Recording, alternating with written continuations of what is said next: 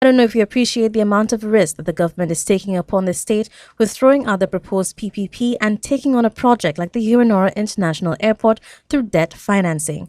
First of all, projects such as these are prone to large cost variations. This is exactly why international partners like the IMF advise that we not take on more debt with such a large project. Allow a private entity to take it on, put in the capital, take on the debt, and handle the risks. The last major expansion of the Hiranora International Airport was in 1993, or 25 years ago.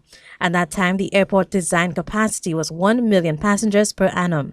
In 2017, the Hiranora International Airport handled 716,000 passengers compared to George F. L. Charles's 197,000. To get a sense of a number of people paying the airport development charge, it is in the region of 450,000 if we look at the combined number of departures for both airports. It should also immediately be noted that airport operations in St. Lucia are perhaps marginally profitable at the moment. Most of the SLASPA's revenue and profitability are tied with seaport operations.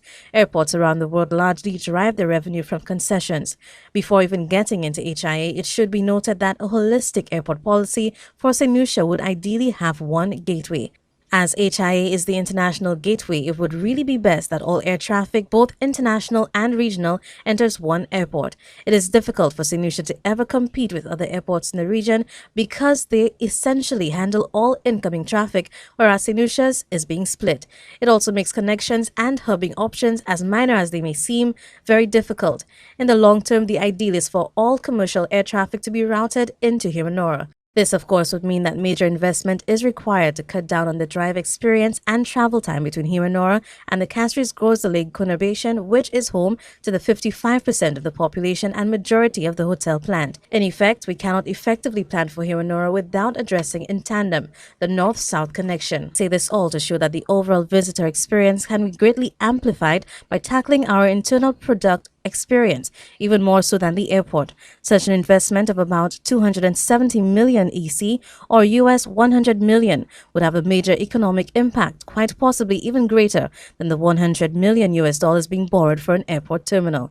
This is not to say that upgrading HIA is not necessary. The airport has some passenger circulation issues, though its structural integrity has not been questioned. The problem lies in the bunching of flights within a very narrow daily window between 1 p.m. and 4 p.m. and around peaking at 2:30 p.m. The argument has been that airlines are not willing to shift flights due to connections. However, there is enough evidence that this is not the case. If we look at our next-door neighbor Barbados, for example, JetBlue has a daily flight leaving JFK at 11:59 and arriving at Barbados at 5:39 a.m. That same flight, JetBlue, has a daily flight out of Fort Lauderdale that lands in Barbados at 6:51 p.m. American has a daily service from Miami into Barbados that arrives at 10:36 p.m. The approach we are applying is building a much larger facility without seeing how we can maximize off-peak times. In my opinion, we should explore more off-peak airlift. This can be done through charges of peak and off-peak use, engaging hotels so that they can have a more relaxed check-in, check-out times, and ensuring we have a safer nighttime drive from the airport to the north. In the meantime, airport improvements can be made into technological upgrades such as queue terminals, hotel check-in services, revising procedures at immigration, better navigational aids for flights, expansion of the parking apron in front of the terminal to accommodate another number 2 mid-size aircraft. But let's return to what we know of the current proposal. It has been indicated that the estimated project cost, as stated by government, is US $175 million, or the equivalent of $475 million, that is in EC. The government originally wanted a US $150 million loan from Taiwan for the airport. This cannot be how we do business of the state, particularly dealing with such a mega project with such major international implications. And also remember that the current airlift charge being applied by the government is now $98 US, comprised of $35 US airport development charge and a $63 US departure tax, or $38 US more than what was being proposed as the airport charge under the PPP.